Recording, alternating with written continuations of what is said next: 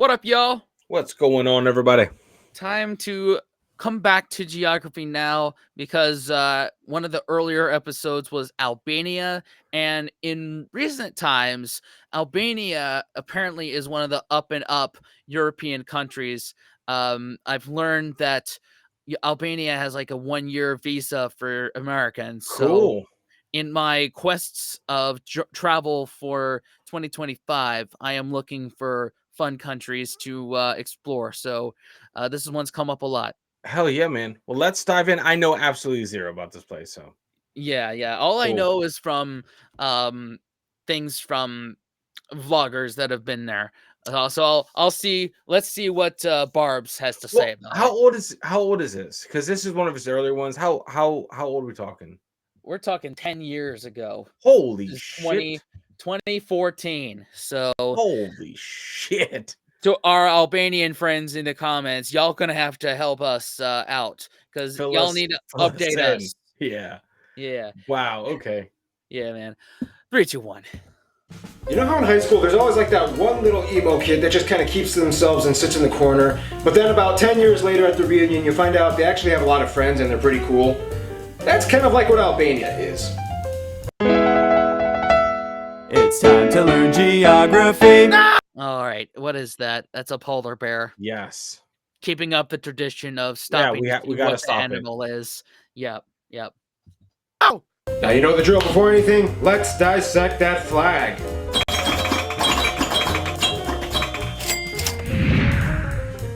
As you can see, the Albanian flag is actually pretty simple. It's just a red banner with a double-headed eagle emblem on top of it. The red representing bravery and courage, and the double-headed eagle is an emblem that the Albanians have claimed that they have historically used to identify themselves as a people group, even though there may be some other countries that would argue. In terms of its political geography, Albania is located in the South Balkan region, right north of Greece, south of Montenegro, west of Macedonia, and Kosovo, even though Serbia will tell you that Kosovo is totally not Kosovo and it's just part of Serbia, but we'll discuss that in another video. Damn. So Albania is like right there in the Balkans. Right. It's a neighbor of Greece, and it's like right next to fucking Italy. So Yeah. it's like Okay. Mediterranean. Like I've for the longest time before I Googled it, I thought it was like near like Ukraine and Russia, but it's not. Yeah. So, Okay. thank God. Whew. Wow.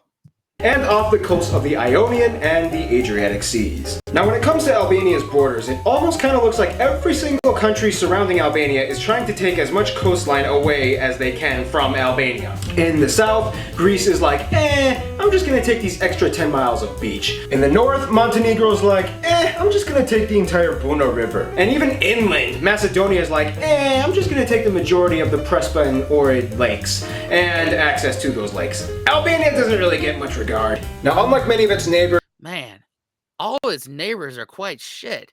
Like, Yeah. give Albania some water. Like, how hard is that? Mm-mm-mm. Ay. that border the Mediterranean, Albania doesn't really have many islands that border its coastline. In fact, there are only about 7 to 10-ish islands, most of which are small, uninhabited, or barely inhabited, like Tongo and Stilo Island in the south, which each only have one house on them, and most of the other ones are basically barely even the size of an IKEA. However, a lot of them do have a lot of cool historical ancient sites and landmarks on them, such as Ali Pasha Castle on Butrint and the 13th century monastery on Zvenes Island. Except for one, Sazan Island. Sazan Island has actually played a very crucial role in Albania's history. It was taken over by the Romans, and then the Byzantines, and the Ottomans, and the Greeks, and the Italians, and the British, and the Greeks, but the Greeks didn't want it again, so they gave it to the Italians. And then the Italians finally gave it to Albania. It's a long story. To this day, Sazan Island is the only somewhat inhabited island, as the people living there are only there to maintain the former military bases that were built. Goodness gracious, that's a lot of people in tossing around an island. Wow. Okay. Yeah. So it was basically a military staging island. That's what it is. It's not a beachfront property resort island. This is a military specific staging island. Got it. 100%. Man, you could definitely tell this is an earlier geography now because Bro, his audio his is like audio is like it's so echoey. It's nuts. right. There wasn't AI to clean up a voice, and I get it. You got to go through the growing pains with YouTube. It's just Yeah. how it And is. that was 10 years ago, man. Yeah, he's come a Clean it up. long way. He, Yeah. he, he got to the Zimbabwe episode, which I guess we'll end up doing We eventually. I think we have to. We have to Yeah, at some point. Yep, yeah. If you want to see that, leave a like on this video. for sure. That's cool. In terms of its physical geography, Albania is about 70% mountainous, with about 25% of the land being arable for agriculture and farming, which, by the way, is a sector that employs about half of the entire population of Albania. Albanians take their agriculture very seriously. In fact, for a while, they were completely closed off from the rest of the world and self-reliant. In addition to fruits and vegetables and other produce, one thing that Albanians really like to grow? Tobacco. They do. They just do. Now, Albania is also loaded with a bunch of other types of landscapes. Okay, so that's something in common with North Carolina. We love our tobacco. Albania loves tobacco. There you go. There you go. Like rolling green hills and lush forests and very nice warm temperate beaches, such as the ones at Samil and Durres. Speaking of which, interesting factoid, if you go to Albania, pretty much everywhere around the entire country, you'll notice these World War II concrete war bunkers located everywhere. The reason being because in the middle of the 20th century, the old communist leader Enver Hoxha took over and built these war bunkers, about 700,000 of them, and placed them all over the country as a means for militaristic preparation. Now, of course, that costed the country a lot of money that they pretty much didn't have, and it was a poor investment because they never really needed them. However, to this day, it's almost like a little I Spy game. When you go to Albania, see how many bunkers you can find. Can you hide in the bunkers and do activities that I can't talk about on here because we'll be demonetized? Yeah, I Y'all don't let know. us know. Let us know in the Bunkers. comments. Cool. Now, in terms of its demographics, about 85%, the vast majority of people in Albania identify as ethnically Albanian. Now, there are some minorities like Greeks and Macedonians and Montenegrins as well. The vast majority of people in Albania also speak the Albanian language, which is one of the most distinguishable facets of this country.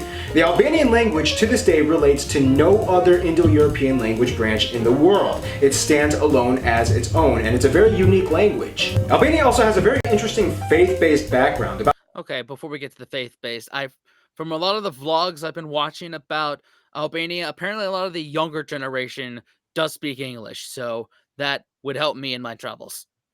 Yeah. Yeah, Hell yeah. but that's interesting that the Albanian language is like on its own. There's no of the other three types, Romance, Germanic, or Slavic. That sucks. It's just on its own. Yeah. That sucks. Especially what the reason I say that sucks is because you learn Albanian to only learn Albanian, and there's really no assistance outside of learning Albanian. What I mean is when you learn Spanish, you can get a grasp on Italian and French Right. because Like, it's a Latin-based language, and right. Portuguese. So, there's some like Overlapping words and Yeah, rules.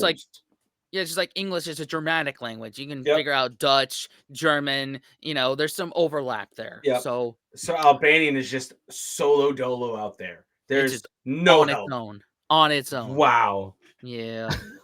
As its own, and it's a very unique language. Albania also has a very interesting faith-based background. About 60% of the people identify as non-denominational or secular Muslim, and about 20% identify as Christian, mostly Catholic or Orthodox. Although historically, Albania at one point banned all religious freedom and was declared the very first atheist state in the entire world during the communist regime until 1992. Interesting side note, in Albania they shake their head to say yes and they nod their head to say no.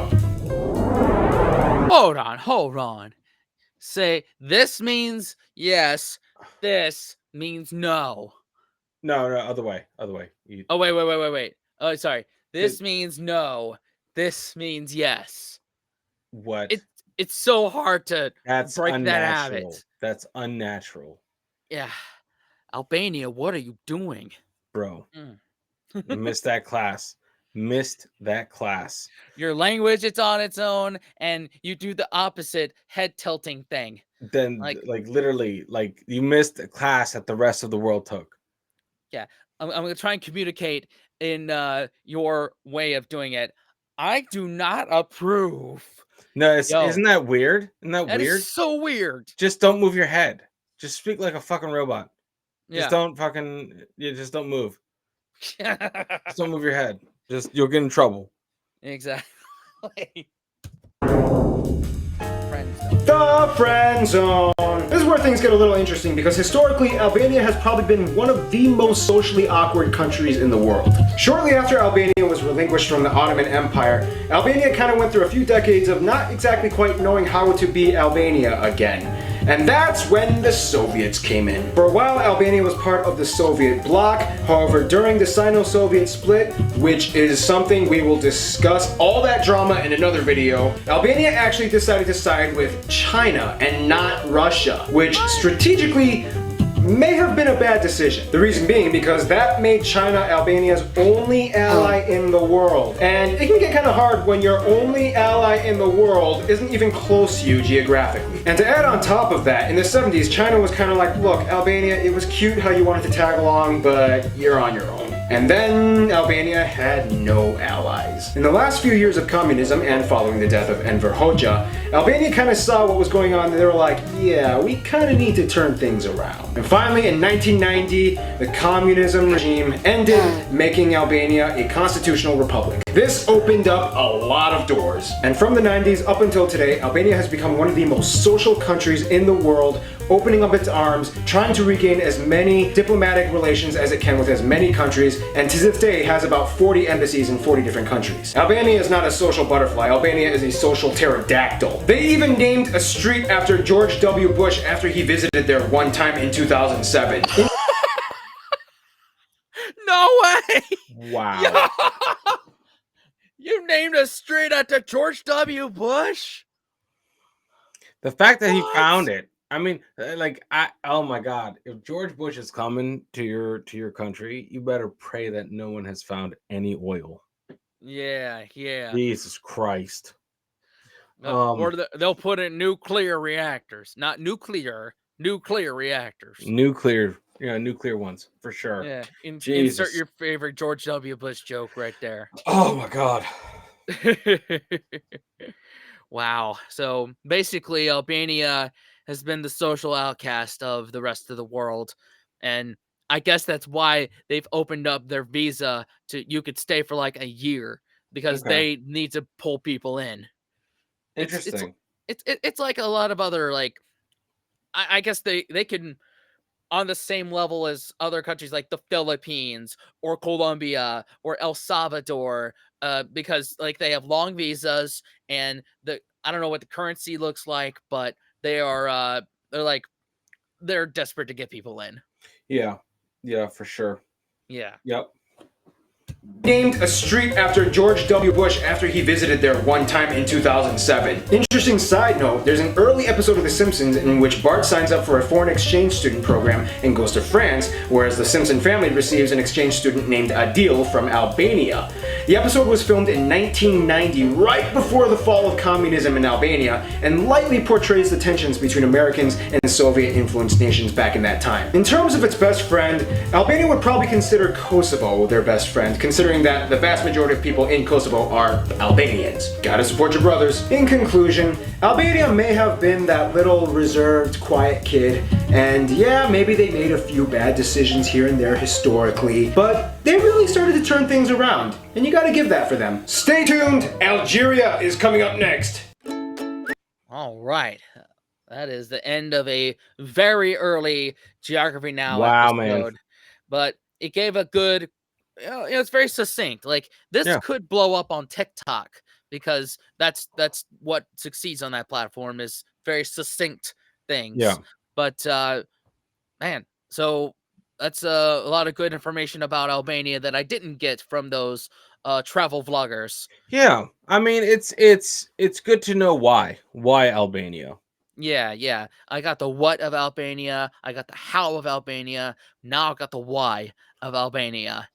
So And to any Albanians out there, let us know, fill us in with more details. Like, yeah, there's no way to unpack a whole country, and we've said that multiple times, but whatever, you might be watching this for the first time. There's no way to unpack a whole history of a country in 7 minutes. It's 100%. impossible. 100%. So Even the later ones that are longer, you yeah, still can't unpack that. no, It's no. that's why we encourage people to comment below and tell your story about Yes, Albania. Fill in some stuff. What did he get right? What did he get wrong? What did he miss? And how, as American tourists, how do we be a good tourist in your country? yes, please. All, all that. Anyway, thank y'all for watching. Subscribe, watch some more videos. Thanks, channel members. What Yes. now, Dan? Unplug and do something legendary, guys. And we'll see y'all next time. Later.